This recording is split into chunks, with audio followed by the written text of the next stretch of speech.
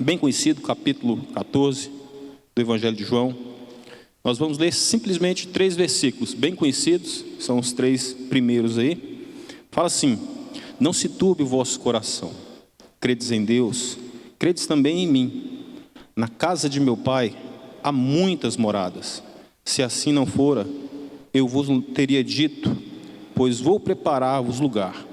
E quando eu for e vos preparar lugar, voltarei e vos receberei para mim mesmo, para que onde eu estou, estejais vós também.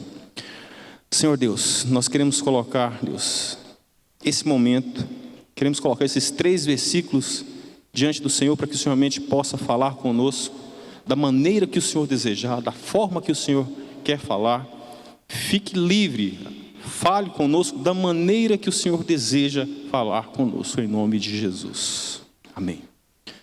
Bem, eu intitulei essa mensagem como Angústia, a batalha da alma. Esses 3 versículos, basicamente, acontece na quinta-feira, quando os discípulos estão com Jesus. E os discípulos, possivelmente, segundo esse relato aqui, estavam muito angustiados, sentindo muita angústia no coração, porque sabia realmente que Jesus Cristo ia ser crucificado. E de certa forma, eles ficaram com aquele aperto no coração. Alguém já passou por isso? Aquela coisa que você sente como se estivesse doendo por dentro. Possivelmente era esse sentimento que os discípulos estavam sentindo. Ontem nós estávamos na nossa reunião e a Edinha contou um breve testemunho. Não vou falar sobre o testemunho dela lá, sobre o que estava acontecendo, mas pelas palavras da irmã Edinha, ela estava com muita angústia naquelas palavras dela. Nós oramos, tudo bem. Então, eles sentiam essa angústia.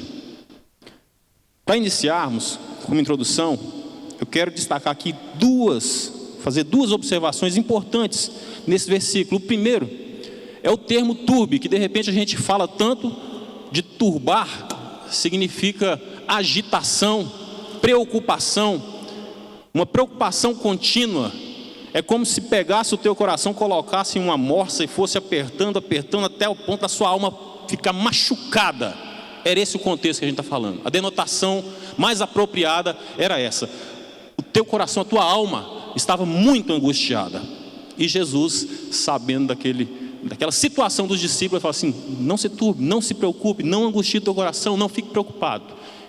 Essa é a primeira observação. A segunda: todos nós, sem exceção de nenhum aqui, talvez arrisco a dizer até que as crianças tenham momentos de angústia, momentos que de repente você não sabe o que fazer, momentos que tudo que está acontecendo você não sabe para onde ir, está te machucando, está doendo.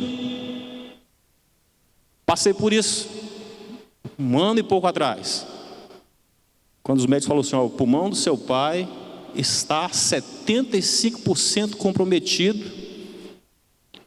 E lá em casa ficou um climão. Meu coração ficou apertado, doendo, machucado. E eu tive o privilégio de passar os últimos momentos do meu pai em vida com ele, até ele partir.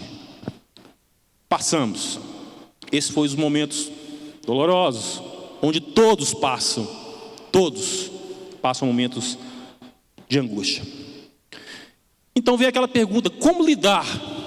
Como nós podemos lidar com esses momentos de angústia? Como eu, como você, nos nossos percalços, na nossa vida cotidiana, como lidar com essa situação? Talvez uma resposta humana não seria mais apropriada, mas nós temos aqui a resposta do próprio Cristo, do próprio Jesus. Ele nos dá aqui 3 respostas de como lidar com os momentos de angústia. E a primeira é colocar os olhos nele, no próprio Cristo. Colocar os olhos em Cristo. Amém, queridos? Olha só o que fala bem no comecinho: credes em Deus, credes também em mim. Muitos momentos, muitas situações, o nosso cotidiano, as nossas andanças, às vezes nós esquecemos de colocar os olhos nos momentos mais turbulentos da vida em Cristo. E aqui ele fala: credes em Deus, crede também em mim. Os nossos olhos têm que estar em Cristo. Amém? Não sei se você está passando por momentos de angústia, mas os nossos olhos têm que estar nele, não fugir disso. Também quero mostrar aqui duas realidades bem presentes no texto e também em nossas vidas. A primeira: tem acontecimentos, irmãos, que você não vai conseguir mudar.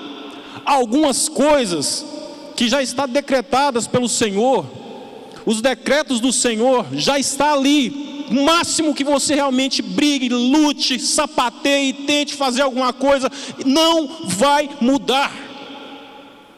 Nós temos que aprender a lidar com isso. Os discípulos passaram 3 anos com Jesus. Jesus preparou aqueles discípulos e no momento os discípulos ficaram com o coração doendo. Nada ia mudar aquilo. Nem choro, nem dor, nem se os discípulos prometessem qualquer coisa, nada ia mudar. Então coloca alguma coisa no seu coração e na sua mente. Nós vamos passar por situações que de repente vai te machucar, vai te ferir, e não vai mudar, infelizmente ou felizmente. Segunda realidade bem presente: crer na soberania de Deus. Isso nos ajuda, porque nos momentos mais perversos, mais negros, mais escuros da vida, nós devemos olhar para Cristo, olhar para Deus e entender realmente que Ele é soberano e está no controle de todas as coisas. Eu sempre gosto de usar uma canção do Estênio Marcos, que recentemente foi regravada pelo Leonardo Gonçalves. O nome dela é Tapeceiro, muito bonita. Ele fala que Deus é um grande tapeceiro, que Ele pega várias, como é que fala? Eles começam a tear o tapete. E se nós olharmos pelo lado errado do tapete, o tapete é feio. Mas quando nós olhamos pelo lado certo, o tapete é perfeito. O tapete é perfeito. Nós olhamos ao nosso redor e falamos: isso aqui está uma bagunça. Mas Deus, Ele é soberano, Ele está no controle. Mesmo que nós não entendamos, Ele está no controle. Amém? Glória a Deus. Mas também tem a segunda resposta: olhar para a eternidade. Devemos olhar para a eternidade. Mostro para os irmãos aqui 2 máximas contidas aqui, contidas nessa verdade tão sublime. Tudo aqui é passageiro. Tudo. As coisas ruins são passageiras, as coisas boas são passageiras. Enquanto nós estivermos aqui, batalhando aqui, nós temos que ter esse conhecimento e esse entendimento que vai passar. Não existe uma dor que vai durar eternamente, a não ser aqueles que não recebam a Cristo. Mas não existe uma dor que vai ficar perpetuando aqui o tempo inteiro. Vai passar, meu querido. Passa. Toda angústia, ela passa. Mas também tem uma outra máxima: a nossa morada permanente é os céus. E eu faço aqui um lembrete muito bem colocado nesse momento. Infelizmente nós temos uma igreja contemporânea que parece que prega que o céu é aqui. Precisamos ter carro novo, precisamos ter chácara, precisamos ter dinheiro, precisamos conquistar, como se nós fôssemos morar aqui nesse lugar. Graças a Deus que existem os remanescentes. Se nós olharmos por essa ótica, Paulo seria um fracassado na vida dele. Jesus Cristo afirma que não tinha nem lugar aonde colocar, reclinar a sua cabeça, um travesseiro. Temos que entender que a nossa morada não é aqui. Se nós não entendermos isso, se nós queremos vitória, olhando por essa perspectiva de conquistar, de querer, de agregar bens materiais aqui, nós iremos sair fracassados e angustiados com essa realidade. Porque eu conheço muitas pessoas que não têm muita coisa, mas vivem muito bem, é contente com o que tem. Temos que ter essa consciência. Não significa você não ter, que você não é um cidadão do céu. Nós devemos sempre lembrar que nós somos seres celestiais e a nossa morada está no céu. Amém? Glória a Deus. Mas a terceira resposta também de Cristo, de como vencer, como lidar com a angústia, é colocar os olhos na volta do próprio Cristo. Olha só o que ele fala aqui no versículo 3, a parte B: voltarei e vos receberei para mim mesmo. Isso tem que ficar latente no nosso coração. Tem que ficar latente. Duas verdades muito presentes nos dias de hoje.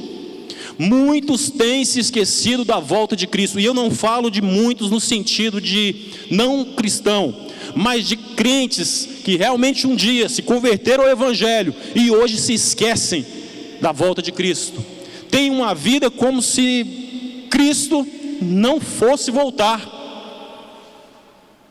Poucas vezes nós vamos ouvir pregações falando sobre a volta de Cristo. Vocês já notaram isso? Às vezes eu fico mexendo na televisão, eu fico esperando alguma coisa assim, escutando o que eles estão pregando. Pouquíssimas vezes eles falam sobre santidade, sobre a volta de Cristo. Falam muita coisa, mas esses dois fatores, santidade e a volta de Cristo, vocês já notaram que quase não é falado? Pouco falado, pouco comentado, pouco abordado no nosso meio. Nós devemos ter esse conceito, isso latente. E o que eu acho mais interessante é porque Cristo já falava da volta dele, sabendo que não ia voltar por aqueles dias. Por quê, queridos? Porque nós não podemos ter uma vida achando que Jesus vai demorar para voltar. Passaram-se quase mais de 2000 anos e ele não voltou, mas ele falou que ele ia voltar. Muitos já esperavam Jesus naquela época. E hoje muitos já estão se esquecendo da volta de Cristo. Mas também tem uma segunda verdade contida sobre a volta de Cristo. Muitos relativizam a volta de Cristo, infelizmente. Não podemos aceitar, isso aqui eu falo com muita propriedade para você e para mim. Não podemos aceitar que eles relativizem isso aí. Coloca a volta de Cristo como se fosse algo espiritual. Não, a volta de Cristo já aconteceu. Algumas seitas falam que Jesus já voltou em espírito e já levou a sua igreja. Olha só que absurdo. Se tem uma certeza que eu tenho na minha vida, é que vai acontecer a volta de Cristo.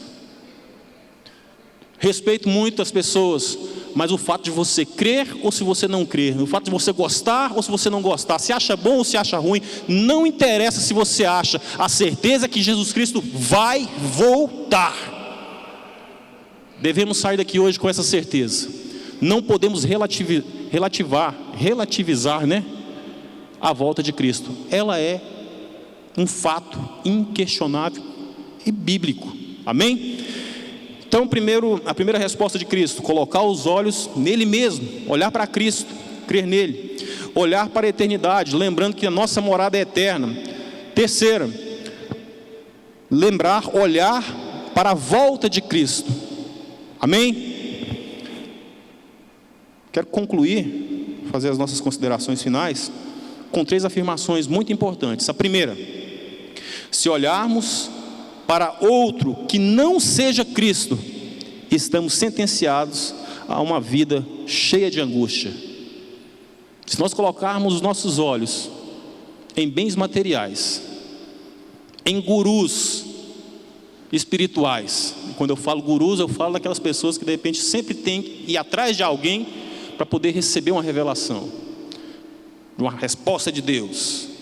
Se nós colocarmos os olhos em qualquer outra espécie ou em qualquer outra coisa a não ser Jesus Cristo, nós temos uma vida aqui nesse lugar, nesse mundo, sentenciada, cheia de angústia. Nós devemos fugir dessa angústia. Segunda afirmação: se buscarmos as nossas respostas aqui, nesse mundo, seremos pessoas sem paz alguma, sem nenhum tipo de paz, só cheio de angústia. Não devemos buscar as nossas respostas aqui, porque nós não somos daqui. Nós estamos aqui, mas nós não somos deste mundo. E a terceira afirmação: Se esquecermos da volta de Cristo, estamos sentenciados a uma eternidade cheia de angústia, longe do Senhor. Amém? Misericórdia, né? Vamos orar? Senhor Deus, te louvamos, Pai, porque o Senhor realmente tem falado conosco. O Senhor realmente tem preservado a Tua palavra para que nós possamos ter uma vida em paz, com as respostas que o Senhor realmente tem para que nós podemos ter um coração em paz, sem angústia, Senhor.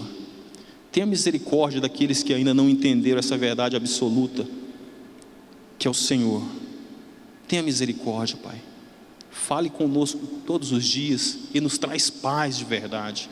Não uma paz superficial, não uma paz aonde nós devemos buscar coisas materiais, mas uma paz de espírito, com o entendimento que nós não somos desse mundo, que nós temos uma morada eterna ao Teu lado, em nome de Jesus.